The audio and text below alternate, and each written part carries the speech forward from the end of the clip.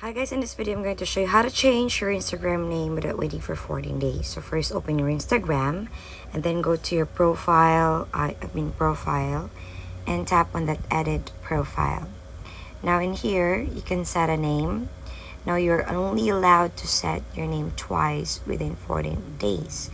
But what if you want to change another name without waiting for 14 days? So this is what we're going to do. Now, if you're going to change your name on the third time within that specific 14 days that Instagram has given, you will be prompted to this message that you can't change your name right now because you have changed your name twice in the 14 days given.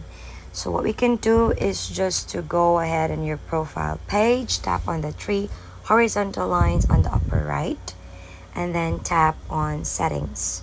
Now under settings, scroll down and tap help, and you may report a problem.